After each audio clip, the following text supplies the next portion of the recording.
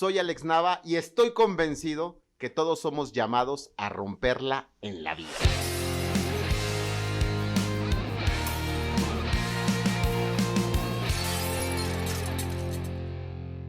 Muy feliz de tener una emisión más de Rompiéndola. Soy Alex Nava y estoy convencido que todos hemos venido aquí a la Tierra a romperla de alguna forma en la vida. Y a veces es de muchas formas. Y el día de hoy estoy muy contento de tener como invitado a un gran colega y amigo con quien he tenido la fortuna de coincidir en muchos momentos de vida y profesionales. Y vamos a estar hablando acerca de la conexión. La conexión es un tema que me apasiona y que me gusta. De hecho, es uno de los principios que nosotros hablamos y expresamos en nuestros talleres de trabajo en equipo como elementos vitales para construir el elemento más rico que puede existir en un trabajo en equipo, que es la confianza. Primero conecto con los seres humanos y luego sobre eso construyo confianza. La conexión es esencial para todo. Primero conectamos con las personas y luego le vendemos un producto. Primero conectamos con la audiencia y luego hacemos nuestra presentación. Primero conectamos con la gente y luego construimos relaciones de networking. La conexión es un elemento central, un elemento humano, un elemento que nos distingue a los Homo sapiens. Sin embargo, pareciera que muchas veces se nos olvida cómo conectar, cómo entrar en sintonía con otro ser humano, cómo tener este espacio de fluidez, este espacio en donde las ideas van y vienen, en donde las palabras se van enriqueciendo, donde los nuevos mapas mentales se construyen y donde uno termina enriquecido por un diálogo basado en conexión, basado en fluidez sin juicios, basado en una interacción rica, viva y que uno termina, wow, fue increíble esta conversación, este diálogo, esta charla. Estoy seguro que a ti te ha pasado cuando el tiempo se va volando y cuando no puedes creer que han pasado 3 horas y ha habido una conexión con alguien o con algunos y las ideas están nutriéndose y están fluyendo de un lado para otro. Esto que parecería ser natural, de repente a los seres humanos se nos ha olvidado y para hablar de este tema tenemos aquí a Alberto Machuca. Beto, bienvenido a Rompiéndola. Muchas gracias, Alex. Estoy súper feliz, agradecido de poder estar contigo, con tu audiencia, en un tema, hablando de un tema tan importante para mí, pero creo que para todo ser humano. Gracias.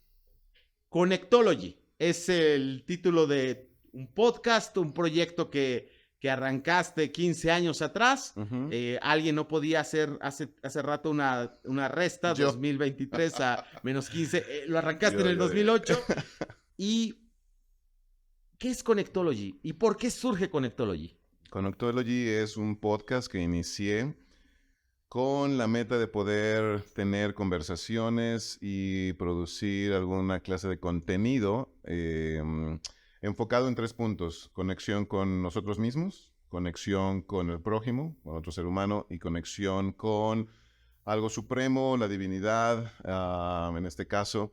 Así que ya en ese podcast tengo entrevistas y muchas conversaciones acerca de la conexión y la comunicación. Ok, conexión en 3 niveles: con uno mismo, con los demás y con lo trascendente, con el ser supremo, con la divinidad, como cada quien quiera nombrarle, ¿no? Pero con algo fuera de la tierra. Exacto. Conexión con uno mismo. ¿Hay gente que no se conecta con uno mismo? ¿Cómo es esto de la conexión con uno mismo? Considero que vivimos tan distraídos y también con justa razón enfocados en trabajo, necesidades, diversión, que muy pocas veces nos damos el tiempo para saber qué vive en nosotros realmente. No puede ser trabajar en nuestras emociones, en el diálogo interno. Por ejemplo, hay muchas personas que no se dan cuenta cuántas veces en el día se dicen, qué estúpido fui, qué tonto soy, no merezco lo que tengo, y comienzan a decirse tantas cosas que si alguien los grabara, ¿no? Grabaran su mente y les dijera, mira, eso es lo que tú te dices, es lo que tú crees de ti mismo, tal vez nos espantaría, o tal vez diríamos, yo nunca trataría a alguien de esa forma, como nos tratamos. Entonces, a lo que voy es poder aprender, poder buscar lugares, puede ser terapia, puede ser amigos, puede ser alguien entrenado para que nos ayude a descubrir qué sentimos, qué necesitamos, qué pensamos. A eso es lo que me refiero con descubrir o conectarnos con nosotros mismos. ¿Qué sentimos? ¿Qué necesitamos? Y ahí es muy importante porque los sentimientos revelan nuestras necesidades y a veces no nos damos cuenta realmente cuál es la necesidad, ¿no? De repente manifestamos enojo y es un sentimiento hacia algo o hacia alguien, pero quizá es una herida, quizá es un miedo, quizá es un vacío que tenemos por ahí, sacamos las uñas, ¿no? Y qué importante es conectar con uno mismo para luego entonces conectar con los demás. ¿Será que no podemos conectar con los demás si no conectas contigo mismo? Yo lo dudo. Considero que es muy importante pasar primero por esta parte de conecta con lo que piensas, lo que sientes y después verbalízalo para poder conectar, porque todo el tiempo hablamos, todo el tiempo, decíamos hace un rato, emitimos sonidos, pero no quiere decir que conectemos. Podemos expresar cosas, pero no quiere decir que el otro nos entendió. Entonces, pareciera que vivimos en esta frustración constante de es que yo ya lo dije, es que yo ya lo pedí, es que yo ya lo escribí, lo expresé, pero no hubo conexión. Entonces, no hay resultados, no se llenan ni se satisfacen necesidades. Entonces, por eso creo que sí es... Ahora, considero que vivimos en un mundo que va tan rápido, en un mundo capitalista, en un mundo que nos sacamos provecho unos de otros. Entonces, al final, nuestra conversación de alguna forma va a lograr ciertas cosas o resultados. Pero no quiere decir que si no trabajamos en nosotros, nos conectamos, quiere decir que de verdad no estamos conectando. Sí, esa es la prioridad. Si quiero conectarme con otra persona. Claro, puedo comunicarme, pero no conectar. Puedo solicitar lo que requiero a domicilio con un sistema de delivery, pero no necesariamente conectar con el que me está entregando las cosas. Puedo comunicarle a mi pareja las expectativas que yo espero de la relación. Puedo comunicarle a mis colegas lo que espero de la dinámica de negocios, pero no necesariamente conectar. Que aquí es una diferencia importante. Comunicar y conectar, que al final tú los juntas, una comunicación que conecta. Podemos emitir sonidos, como lo dices, pero no conectar con las personas, ¿no? De ahí que se me hace muy rico esto que comentas de la importancia de conectar con uno mismo. Yo lo parafrasearía así: necesito entenderme a mí para que la persona me entienda. Exacto. Pero si yo no me entiendo a mí mismo, ¿cómo espero que el de enfrente me entienda? Es que no me entiendes. Y la pregunta sería, ¿y tú te entiendes? Claro. Porque si no te entiendes, primero date ese espacio para entenderte, y tal vez tú te acuerdas, Alex, o la audiencia, estos videos que nos dan risa, o sea, terminan siendo memes, pero que al final son tristes porque hablan de un ser humano que intentó, creo que es aquí en México, de una chica que está están haciendo unas preguntas a un experto de algo y empezó a hablar y se fue que por los corales y después empezó a decir no sé cuánta cosa y la gente se ríe muchísimo de esto, pero es porque no tiene claridad. Nunca supo decir lo que de verdad, no llegó a ningún lado. Entonces, ¿cuántas veces estamos así? ¿No? Donde nos ven así como raro, pero nos sentimos satisfechos porque hablamos casi una hora. Pero la gente no se conectó, no entendieron nada, se ríen, ¿no? A nuestras espaldas, pero no supimos comunicarnos ni conectar. Fíjate que Brené Brown habla de que para establecer la conexión humana se necesita ser vulnerable. Y es lo que nos estás diciendo, ser vulnerable, pero para ser vulnerable, que es dejar ver algo de nosotros, necesitamos ir un paso atrás, tener claro lo que siento, lo que soy, mis necesidades, para entonces hacerlas visibles y ser vulnerable. Pero si no tengo claridad, que fue lo que comentaste, y entonces empiezo a hablar sin claridad, aún queriendo ser vulnerable, empiezo a divagar, empiezo a irme y hasta soy víctima de memes, ¿no? Entonces, conectamos con nosotros, luego entonces podemos conectar con los demás. Vamos a centrarnos en esta conexión con los demás. La conexión básica es a través de la comunicación, ¿correcto? Y tú hablas mucho en tus programas y en tu diálogo, en tu narrativa, acerca de la comunicación no violenta y que después la has cambiado a comunicación que conecta. Háblanos de esta comunicación no violenta, porque de repente parecería que nadie comunica con violencia o pocos comunican con violencia, o tenemos muy estigmatizado lo que es la violencia y no vemos todo el espectro de lo que es violencia, ¿no? Sí. El doctor Marshall Rosenberg, que falleció hace un par de años, él creó todo este sistema de pensamiento que se llama la comunicación no violenta. Y de muchas maneras es algo que ha impactado mi vida, aplicándolo en mi trabajo, aplicándolo en mi familia, en mi matrimonio. Pero creo que ahí fue sorprendente. Una cosa es leer la teoría de cualquier libro o de cualquier expresión de pensamiento y otra cosa es verlo en la práctica. Y al hablar de violencia, es cierto, creo que todos consideramos que alzar la voz, alzar el puño, pegar, lastimarnos físicamente, eso es violencia. Pero después empezar a entender que hay otras formas de comunicación como los silencios. El silencio es una comunicación. O sea, cuando Claro. alguien no dice algo, está diciendo muchísimas cosas. Claro, no te ofendí, solo me quedé callado una hora. No, Claro. o sea, no dije nada, ¿no? ¿De qué te lastimó? Si no dije nada. Si no abrí la boca. Exacto, eso es lo que me lastimó, que no abriste la boca, ¿no? Y en mi trabajo me he dedicado por muchísimos años, por ejemplo, a dar consejería a parejas. Y una de las cosas más recurrentes en una conversación de pareja es que mi esposo no habla nada, es un mueble, ¿no? Yo le digo las necesidades y solo está sí, no, pero no se comunica, ¿no? Y la otra persona cree que se comunica porque que no, pues yo guardo silencio para no tener un conflicto. Entonces, pero son formas de violencia, los juicios son violencia, las comparaciones, es que si tú fueras como, ay, mi mamá hacía más rico esta comida, el empleado que estaba antes que tú, él sí le echaba ganas. Todas esas cosas son microviolencias que al final pareciera que quisiéramos motivar, ¿no? Porque eso es lo que me he dado cuenta, la justificación de por qué hago lo que hago, o por qué digo lo que digo, es que yo pienso que así voy a motivar a mi hijo. No, mira, sé como Pedrito. Pero no, Pedrito no es tu hijo y el ex empleado no es el que está enfrente de ti. No conectas, la gente empieza a sentir tristeza, frustración, porque al final se sienten ¿no? Que no lo están aceptando realmente, que muchas cosas que suceden en las necesidades profundas. Entonces son violencias, juicios, comparaciones, incluso cuántas veces los padres les hemos quitado a nuestros hijos un videojuego, ¿no? Si arrancar, literalmente yo lo he visto, gente arrancando el cable, ya te dije, ¿no? Y nunca le pegaron, tal vez ni le gritaron al hijo, pero hacen algo que al final los jóvenes, niños lo reciben con mucha violencia. Entonces, eso no conecta al final. Movimientos bruscos, ¿no? Y agarramos de repente fuerte al adolescente y mírame a los ojos, mírame a los ojos. Y evidentemente, bueno, ya ahí es claro, o de una manera un poquito más evidente la violencia. Pero me llamó mucho la atención cómo llamabas estas, son microviolencias, ¿no? Pequeñas cositas que podrían pasar desapercibido, pero que son violentas. Y el tema de las comparaciones es durísimo porque considero que lo hacemos todo el tiempo. Por ejemplo, tú no eres como mis otros invitados. Mis otros invitados traen un regalo de venir a Rompiéndola y demás. Entonces, ahí ya estoy siendo violento. Claro.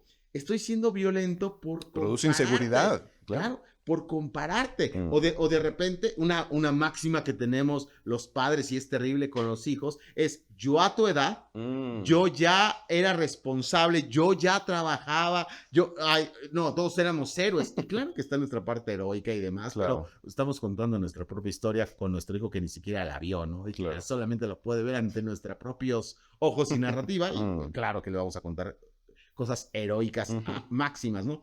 Pero los comparamos con nosotros, los comparamos efectivamente con el primo, ¿no? Es que tu primo, José Luis, mira tan bien portado y yo te doy más y todo. Y es una de las cosas que también hacemos. Yo te estoy dando más de lo que yo tuve, luego entonces tu comportamiento no es a la expectativa que se debería tener. Y todo el tiempo comparamos. ¿Qué produce la comparación en una persona? Muchísima inseguridad, ¿no? Vergüenza. Considero que una de las cosas que más duelen, yo lo hablo por mí, es ese sentimiento de nunca voy a ser suficiente, ¿no? El pensar, si mi esposa me está comparando con un amigo, por ejemplo, ¿no? En mi trabajo me están comparando con otro empleado, nunca voy a ser suficiente, ¿no? Haga lo que haga, ¿no? Aunque haya ganado el premio de lo que sea, si le siguen las comparaciones, algo se muere en mí, ¿no? Y además es triste porque dejo yo de dar mi mejor, ¿no? Si quería hacerlo con mi familia, con el trabajo, ya no dejo de hacerlo, paro de proveer ideas, de innovar, porque al final de nada sirve, ¿no? Nunca voy a ser como esa persona. Fíjate, dijiste, nos da vergüenza, y lo que nos da vergüenza lo ocultamos. Claro. Entonces, nos desconectamos. Si empiezas a compararme, yo me desconecto como Ujú. mecanismo de defensa. Ujú. ¿Por qué? Porque no quiero que me veas, porque la vergüenza nos invita a retraernos.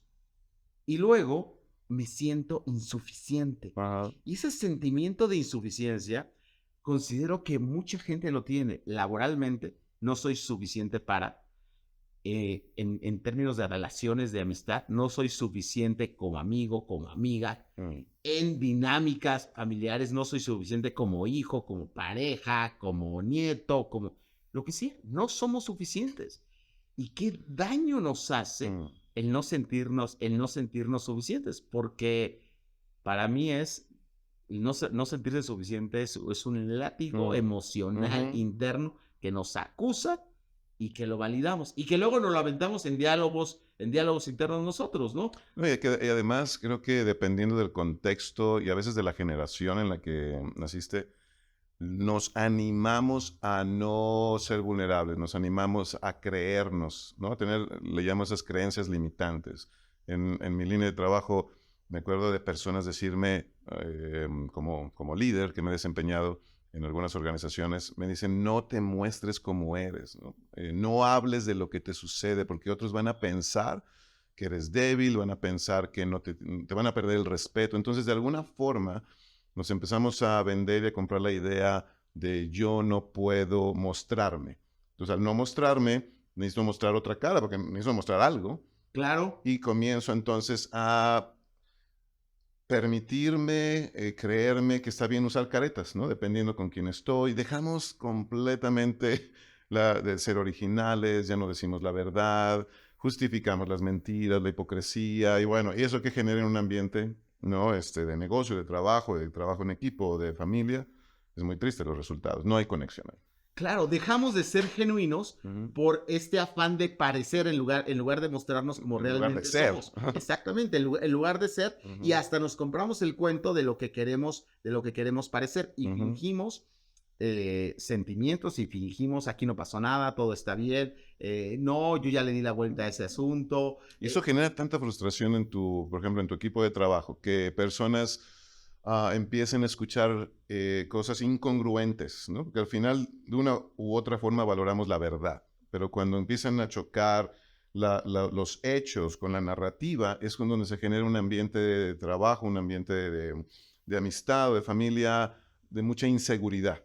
De nuevo, eso nos desconecta con cualquier persona. Fíjate, me llevaste a pensar en dinámicas que están implementando las empresas para promover la conexión. Mm. Hay una práctica en Airbnb que se llama vomitar. Ok. Entonces, todos los lunes, que es cuando los distintos grupos de Airbnb tienen espacio para reunirse, eh, tienen, hace el líder al final una pregunta, ¿alguien quiere vomitar? Ok. Y entonces es un espacio para hablar cómo te sientes, no importa cómo suene, con las palabras que quieras decir y explotar literalmente, o sea, vomitar, sacar tu carga emocional.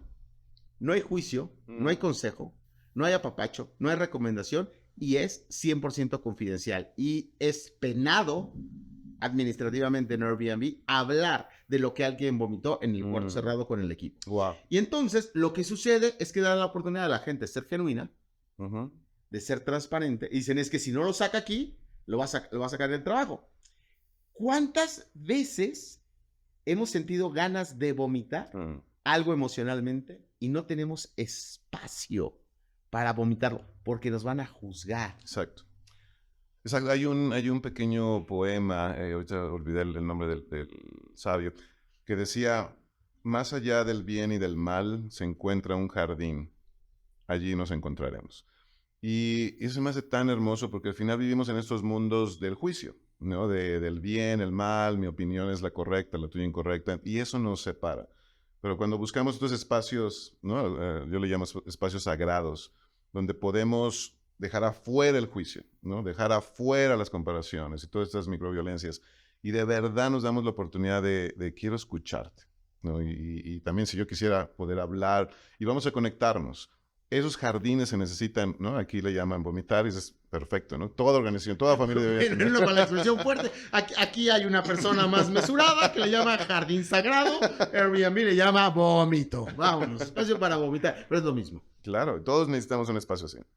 Fíjate, qué cosa tan maravillosa acabas de expresar porque muestra la necesidad profunda del ser humano de mostrarse. Yo necesito mostrarme, ser vulnerable para conectar. El problema es, ¿dónde encuentro ese espacio sagrado? Dices, ok, me voy a la montaña y ya grito y ya puedo vomitar solo. Claro, pero también viste los oídos de alguien.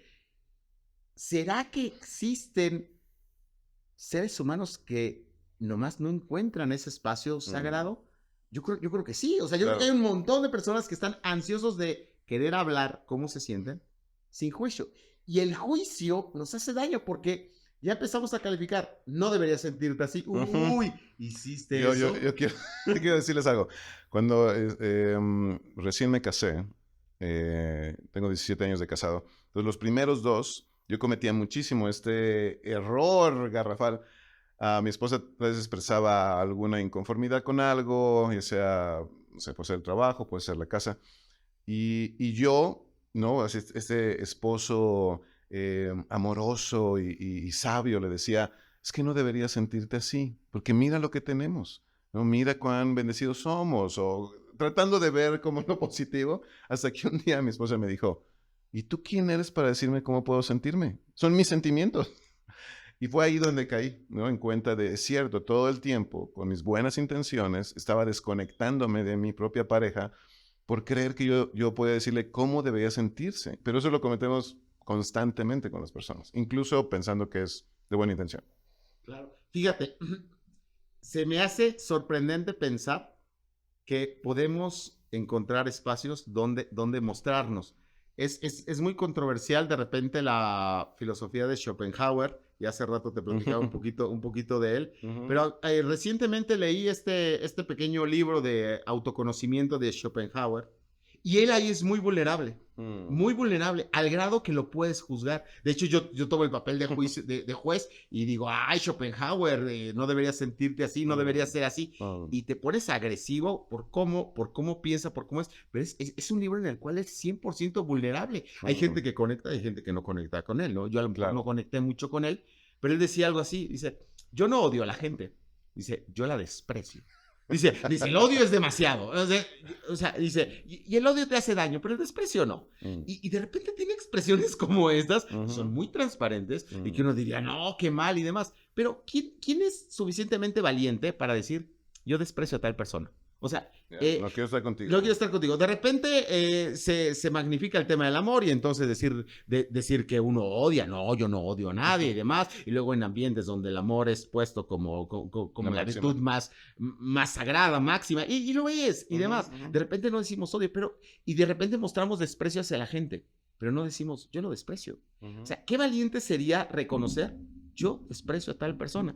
O de repente tener la valentía de decir, no tengo ganas de hacer amistad con esa persona, o sea, y no tengo ganas de, o sea, Schopenhauer se ganó mucha enemistad por ser demasiado transparente, por ser demasiado vulnerable, a lo mejor no conectaba con mucha gente, pero lo que le aplaudo, ahorita escuchándote a ti, es esa capacidad de encontró en la literatura su jardín sagrado y dijo, yo aquí voy a mostrarme sin tapujos, ¿no?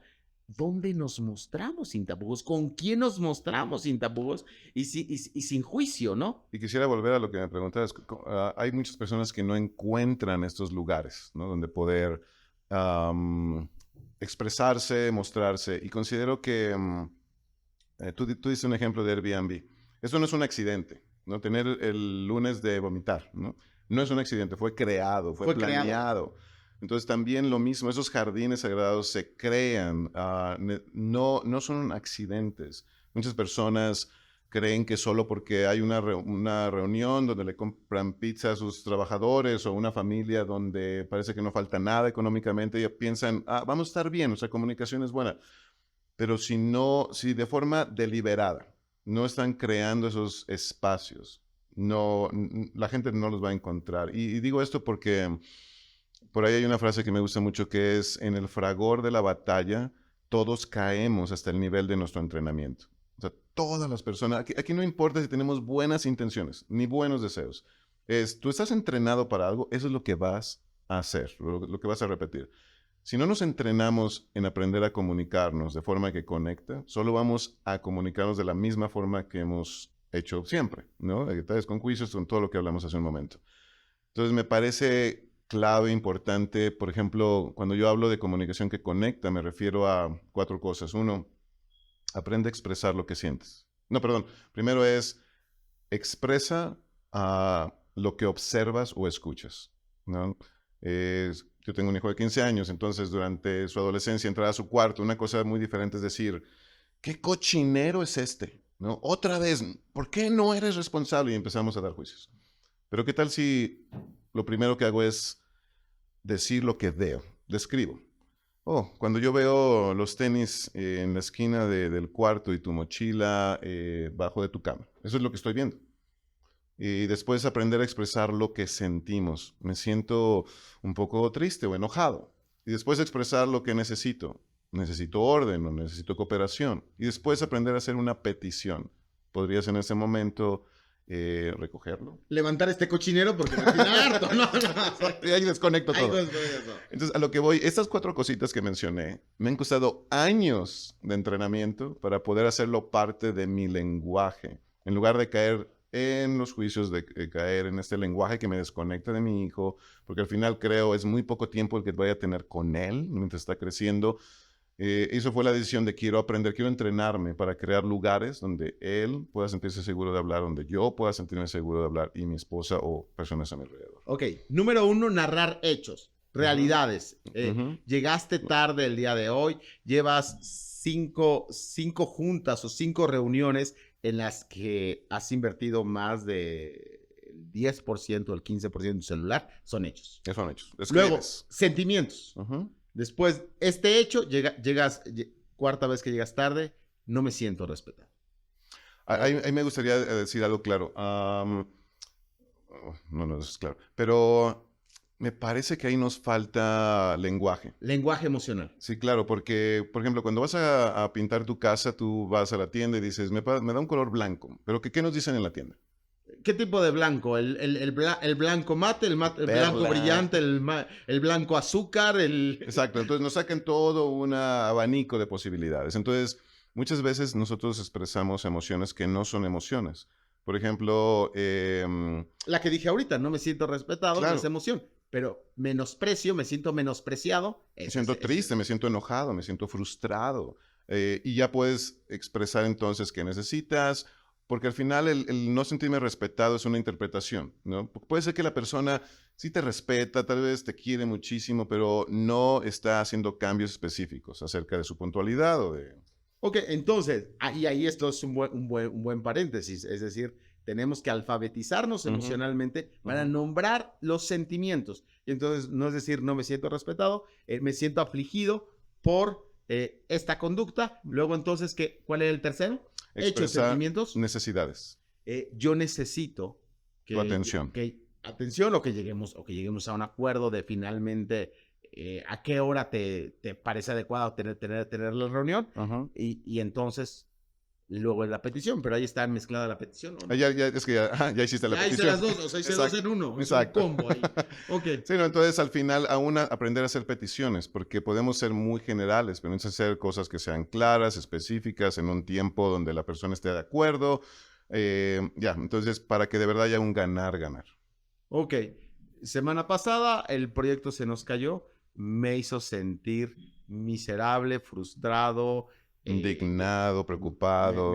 Y donde finalmente, o sea, pero también es una oportunidad para decirle a un grupo de trabajo que ya no tiene a lo mejor posibilidades de hacer que el proyecto funcione porque ya nos lo cerraron, pero a lo mejor sí de contenernos nada más. Y les quiero pedir solamente su comprensión y su apoyo de cómo estoy yo. Sí, y es que necesito apoyo, ¿no? Necesito su cooperación, necesito...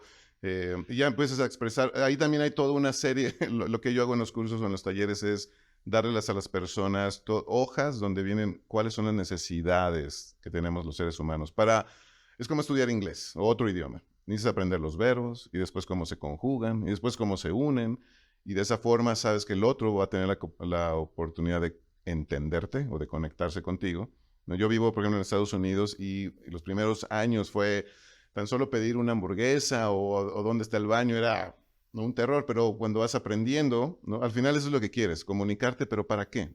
Para obtener algo, para saciar una necesidad, eh, va a depender del contexto, ¿no? Pero bueno, a eso me refiero con aprender otro lenguaje, ¿no?, que nos conecte. Wow. Y entonces vamos desarrollando esta metodología de una forma más consciente y lo que nos permite es poder distinguir el cómo realmente nosotros nos sentimos, el poder distinguir los hechos de los separar hechos de sentimientos y también mostrar qué necesito y qué quiero pedirle a la gente, ¿no?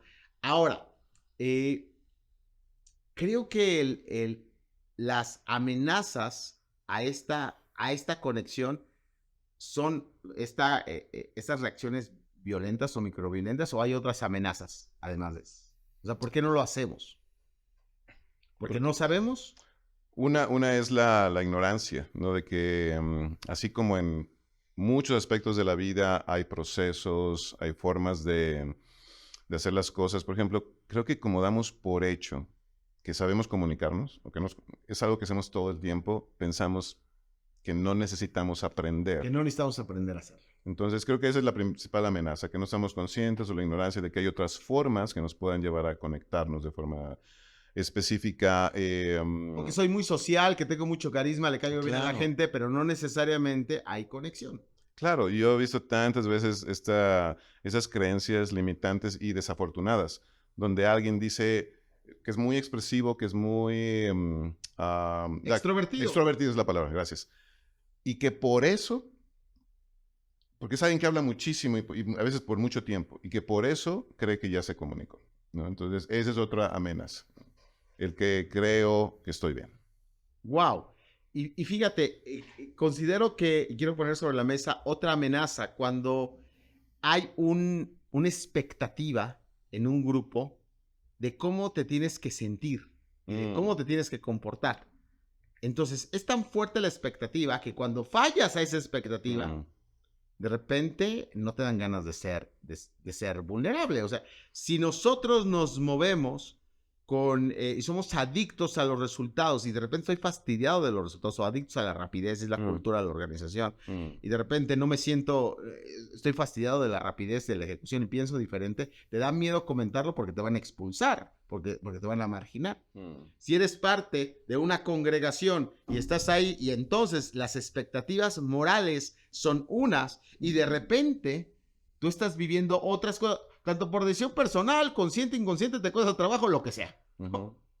Te da miedo ser vulnerable. Claro. O sea, dices, es que si soy vulnerable, viene el juicio, viene la amenaza, y entonces, en los lugares en donde se genera la mayor hipocresía, a veces son en estos lugares en donde las expectativas morales son tan altas que resultan a veces inalcanzables, pero no solo por eso, sino porque hay juicio duro hacia aquel que no cumple las conductas. Y luego te das cuenta que todo el mundo es bien hipócrita, pero todo el mundo finge que vive las conductas. No, es terrible. Claro, y creo que algo que hay que recordar es libertad produce libertad.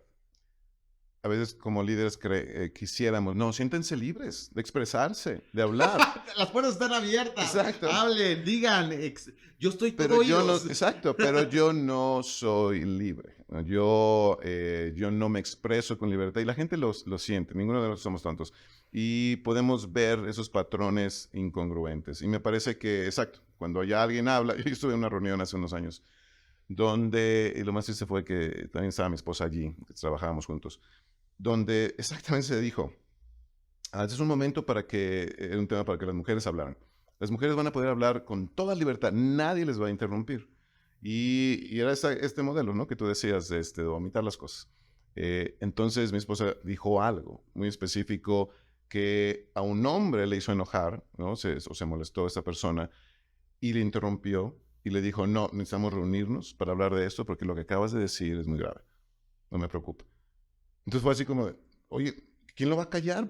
¿Por qué habló cuando se dijo específicamente que No respetó la regla. Claro, y además nadie le dijo nada. Entonces, ya las próximas mujeres fue así como empezaron a hablar más bien de lo bonito, ya nadie quería decir algo. Nadie dijo realmente cómo se sentía en esta búsqueda, en esas famosas búsquedas de igualdad, de dignificar y demás. Terminas peor. Claro. Porque quieres tener la conducta incluyente y después sale el machismo ahí y entonces la minimización, el juicio, la marginación y entonces las demás personas ya no pueden ser genuinas, ya no hay conexión. Y en este ejemplo, yo diría, el problema no fue que esta persona, bueno, obviamente fue gran parte del problema, que interrumpiera y que se pusiera casi a amenazar. Vamos a reunirnos, vamos a hablar.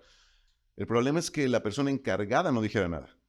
¿No? Que el líder que estaba llevando toda la conversación no pusiera en su lugar a esa persona y dijera, no, dijimos que no iban a hablar para que pudiera dar seguridad a los que siguen y poder darnos cuenta, como tú lo has mencionado en tus cursos y en talleres y conferencias, poder premiar una conducta que quieres que continúe y poder señalar a aquellas que no deben continuar. Entonces, a veces el problema no es que alguien haga lo que no se suponía, sino que el líder no ponga un límite a esas cosas. Wow, y el líder puede crear, porque tú dijiste, los lugares sagrados se crean. El líder puede crear un espacio sagrado en donde se habla lo que se siente, lo que se piensa, ¿no? De repente, qué difícil es también para el líder pedir retroalimentación y que la gente esté abierta a decir las cosas. Porque una cosa es pedirla, díganme lo que quieran, pero como ya viene la consecuencia, de no, ¿para qué le digo? O sea, ¿realmente nos interesa saber lo que la gente piensa de nosotros? Digo, hay mucha gente, sinceramente, que a mí no me interesa saber qué piensa de mí. O sea, verdaderamente. Claro. Pero hay gente que sí me importa saber qué piensa de mí. O sea, claro que me interesa saber lo que piensa de mí el círculo cercano, el círculo de confianza, ¿no? Y a veces no sabemos lo que piensa de nosotros nuestro círculo de confianza. Por ejemplo, tú sabes exactamente lo que yo pienso de ti, yo sé exactamente lo que tú piensas de mí. A lo mejor decimos, en una parte sí, pero en otra no. Y quizá es momento de cerrar esa brecha y decir, no, que se sepa todo, ¿no? Había un autor americano, no me acuerdo, se lo leí hace muchísimo tiempo, que hablaba muy disruptivamente de radical truth, ¿no? La verdad radical, ¿no? Como invitando a la gente a ser transparentes, sin filtros y demás. Creo que hay que tener el filtro del respeto, hay que tener el filtro de la dignidad de la persona, pero no por eso dejar de filtrar lo que realmente sentimos y exponerlo. Claro, y creo que hay algo que me gustaría añadir es, en esta comunicación que conecta, uno de los principios es aprender a tomar responsabilidad de lo que sentimos y necesitamos, porque en estos 4 puntos que hablamos, pues si yo expreso lo que yo veo, o describo los hechos, si yo expreso, cuando yo veo tal cosa, yo me siento, ese debería ser el diálogo, la narrativa, yo me siento así, porque yo necesito tal cosa, y ahora sí viene la petición. Pero en todo este diálogo yo tomé responsabilidad. Quitamos a un lado, hacemos a un lado esta frase, es que tú me hiciste sentir. No es que tú tienes, estamos dándole la culpa, responsabilizando al otro de cómo yo me siento, ¿no? Yo estaba tan tranquilo hasta que llegaste tú. O sea, yo trabajaba también hasta que nos pusieron este jefe. Yo era la persona más tranquila, más amable, más gentil. Yo era tan colaborador hasta que entró el nuevo sistema. Y ahora un algo es el responsable. Ya ni siquiera alguien, algo, un sistema, ¿no? El ambiente, el COVID me hizo, ¿no? Y entonces uno efectivamente responsabilizamos a otro de los sentimientos que son propios. ¿Y qué sucede ahí cuando responsabilizamos a otro de los sentimientos? Desconexión. El otro, comúnmente cuando nos sentimos amenazados, tenemos varias formas de tratar la amenaza. Algunos escapan, no huyen, otros se quedan como muertos, no dicen nada, otros atacan. Entonces, al final es preguntarnos, ¿qué queremos generar? ¿Qué queremos crear con nuestro lenguaje, con nuestra forma de comunicación? Quiero que la gente simplemente se quede ahí como muertos, no digan nada, aunque obviamente están pensando, no estoy de acuerdo, es un hipócrita o cualquier cosa. O la gente que huye, cuando pierdes a grandes colaboradores, no quieren estar a tu lado por tu forma de comunicarte. Tu familia no quiere que llegues por tu forma de comunicarte, a casa hablando. Entonces, eso pasa. ¡Wow! Necesitamos aprender a comunicar, necesitamos aprender a separar hechos, sentimientos, peticiones y necesidades. y es un trabajo que dices 10 años te ha costado, ¿no? Irlo trabajando, practicando, pero yo creo que es una herramienta para trabajarla toda la vida. Quisiera ir hacia adelante Ujú, y meternos al tema de tu libro, Siete mm, Millas. ujú, 7 millas, y me encanta el planteamiento porque es en 7 millas tú puedes tener una conversación que transforma ujú, a ujú. alguien. O sea, son aproximadamente que ahora sí, Unos 12 12 kilómetros, kilómetros. 11 y medio. Ajá. En 12 kilómetros caminando, Ujú, 12 kilómetros caminando, tú puedes tener una conversación que te cambia la vida. ujú. Cuéntanos de eso. 7 millas es un libro que publiqué en el 2019, pero ha estado en mi mente por muchos años atrás. Y está basado en este relato que aparece en los evangelios, en el Evangelio de Lucas. Y allí Jesús, la narrativa es que Jesús resucita, es domingo de resurrección, y hay dos personajes, no sé, solo se dice el nombre de uno de ellos, pero están caminando de la ciudad de Jerusalén a otra ciudad que se llama Emaús. Ese es en inglés se dice 7 millas, en español los 11 kilómetros y medio.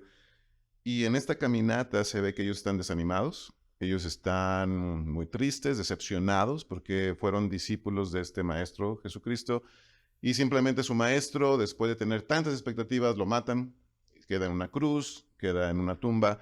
Entonces, en esta narrativa están esas dos personas con tantas necesidades emocionales, con tantas necesidades espirituales también, y se les aparece otro personaje y comienza a conversar con ellos. Y te das cuenta al final de la historia que es Jesucristo resucitado y que después de conversar, cenar juntos, y fue el tiempo de la caminata, el tiempo en que solo conversan un poco en la cena, y después de Jesús desaparece y ellos regresan a Jerusalén y son ellos los que animan a los que conocemos por la narrativa religiosa que son los apóstoles, y son ellos los que dicen, Jesús sí resucitó, y están completamente transformados, emocionalmente están tan felices, y lo que trato en el libro es qué Jesús hizo en una conversación como para pasar a dos personajes que están en un estado emocional con mucha tristeza, atorados, a ser aquellos que regresan, porque lo que me interesa es que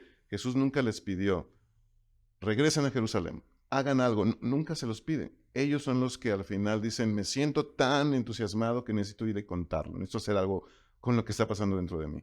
Entonces, a eso me refiero en 7 millas. Ok, y bajándolo a la cotidianidad, ¿cómo yo le hago para tener estas conversaciones que transforman? Digo, podría esperar a que se me apareciera alguien resucitado y entonces converse conmigo durante 12 millas, y a lo mejor voy a 7 millas, ya le estoy agregando, y a lo mejor voy a morirme frustrado porque no sucede, o en el día a día, ¿qué es aquello que descubriste en esta Ya. conversación que nosotros sí podemos replicar?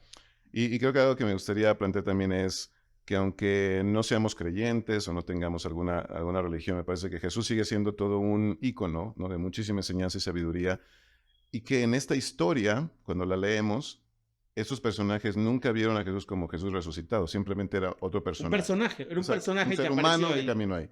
Entonces, con este planteamiento, lo que hace Jesús primero es caminar al lado de ellos. Y considero que eso es lo que nos falta muchas veces. Vemos a alguien que necesita algo en nuestra organización, o vemos a alguien en nuestra familia que está atorado con la escuela o alguna preocupación económica. Y saltamos a decir a la gente qué debe hacer. Saltamos a hacer juicios en lugar de quiero caminar contigo. Sería en otras palabras, quiero entender lo que te pasa. Entonces Jesús camina con ellos, después les hace preguntas. Preguntas que él no necesitaba información porque la información era acerca de él, sino hace preguntas para que ellos se expresen, ¿no? Entonces creo que caminar con la gente, estar presentes, hacer preguntas para pedir información, pero otras preguntas es para crear conversación. Después de eso es facilitar, ¿no? Jesús, después de la información que ellos les dan con las preguntas que Jesús hizo, les facilita conocimiento, ¿no? Había muchas dudas que ellos tenían, entonces Jesús les habla de ciertos escrituras antiguas que ellos tenían dudas y les facilita el conocimiento. También Jesús fue frontal, ¿no? Les dijo ciertas cosas que él veía que no estaba de acuerdo, les dijo la verdad. Después de eso Jesús se va, ¿no? Los deja para que ellos decidan que quieren hacer. Y en ese punto yo le llamo ofrecer libertad, porque al final sean las personas las que libremente decidan qué quieren hacer. Y el último punto es entusiasmar, ¿no? Cuando te sientes que algo te llena profundamente y que ya lo que haces no es porque me dijeron, me regañaron, me juzgaron, me criticaron, es porque algo en mí ha nacido después de esta conversación. Me sentí escuchado, me hicieron preguntas, caminaron conmigo, me dieron la libertad de hacer lo que yo quería hacer. Claro, aquí está mi compromiso, aquí estoy yo y mis acciones. Fíjate, me encantó el resumen. En primer lugar, no ponerte, aunque seas maestro, no ponerte en la posición de maestro, ponerte en la posición de acompañante. Soy igual que tú. Nos cuesta mucho trabajo. A todos nos encanta tener. Voy a tener una conversación de transformación con mi adolescente. Voy a ser el padre más. Y no vamos al lado. O sea, no le bajamos rayitas. Quiero tener una conversación como directivo con el nuevo gerente, que es entusiasta, pero muy soberbio. Y nos pone. Y no nos bajamos al nivel de colegas, de ir juntos, ¿no? Le bajo rayitas a mi título, que lo tengo y es muy honorable, pero yo mismo me pongo los pies en la tierra, camino, hago preguntas, indago, descubro, tanto para yo descubrir, en el caso que tú citas, pues evidentemente como maestro resucitado espiritual, pues tenía toda la data, toda la información, pero es para que ellos también la reconozcan y también se sientan en un ambiente de confianza, de seguridad y demás, para después efectivamente empezar a tener esta clarificación, esta facilitación, donde ya empieza un rol de mentoreo, porque el mentor facilita el conocimiento porque lo tiene en su mano, lo hace accesible, pero me encantó al final ese espacio de libertad para elegir y donde estas conversaciones pueden dejar una huella tan positiva en alguien que al final no necesitan ser acarreados para moverse, sino la convicción interna los hace moverse. Es decir, ya hubo neuroplastía, cambió su cerebro, cambiaron sus emociones y luego entonces si cambio mi cerebro y cambio mi emoción, cambia entonces mi conducta. Cambiamos los pensamientos que impactan los sentimientos, que impactan el movimiento. Así es. Y considero que lo que más a mí me ha inspirado es en esta conversación no hay amenazas, en esta conversación no hay chantajes, en esta conversación no hay manipulación, que es mucho de lo que llenan las organizaciones, religiones, familias en su comunicación, tristemente. ¡Wow! No hay manipulaciones, no hay chantajes y no hay manipulación, chantaje, amenazas. Amenazas. Y no hay amenazas. Y en una posición de poder puedes hacer las tres cosas. Fácilmente. Muy, muy fácil, ¿no? Bueno, qué rico, Beto, la conversación que hemos puesto sobre la mesa. Nos falta el último punto, el triángulo ahí de la conexión con lo trascendente. Yo creo que eso te necesita otro episodio completito y habrá oportunidad de poderlo explorar para poder hablar de este tercer vínculo, de conectar con algo que no vemos, finalmente con algo superior y lo que representa también para el individuo, ¿no? Claro. Fíjate que para cerrar el programa siempre le pido a los invitados que nos den 3 consejos para romperla en la vida. O sea, todos tenemos nuestro pequeño ABC del éxito, ¿no? Nuestro ABC de la vida. Entonces, y cada uno lo valida pues con su propio ejemplo y con su propia experiencia, ¿no? Para Alberto Machuca, ¿cuáles son 3 consejos para romperla en la vida? Sé humilde para reconocer en qué no eres fuerte. Entrénate. De nada sirve ser humilde y reconocer, me falta tal cosa y no hacer nada. Entrénate y después de entrenarte o mientras estás entrenando, compártelo. Lo que estás conociendo. A mí me ayuda mucho que todo lo que yo aprendo necesito ponerlo en práctica, compartirlo con alguien porque de esa forma me aseguro, lo entendí, lo puedo reproducir. De verdad estoy creciendo, beneficia a otras personas. Entonces, esas 3 cosas. Sé humilde, entrénate y después comparte con otros, ¿no? Qué maravilla. Y yo sí creo que conociéndote que eres alguien que honra esa trilogía que nos compartes. Beto, un gustazo tenerte en el programa. Un placer. Deseo que lo que hemos compartido sean semillas que muevan a la gente a podernos comunicar de una mejor manera. Comunicación que conecta es algo que todos necesitamos. Así es. Necesitamos recorrer este camino, a veces no tan claro, pero necesario, de cómo conectar a través de nuestras palabras, de nuestros discursos, aquellas cosas, eliminar todas estas conductas que nos bloquean en la comunicación, enriquecernos y creer que a veces hay diálogos que pueden transformar Mm. en 7 millas o quizás hasta en menos para no sudar tanto. Un gusto poder compartir con ustedes este episodio. Nos vemos la siguiente semana en un episodio más de Rompiéndola. Soy Alex Nava y estoy convencido que todos somos llamados a romperla en la vida.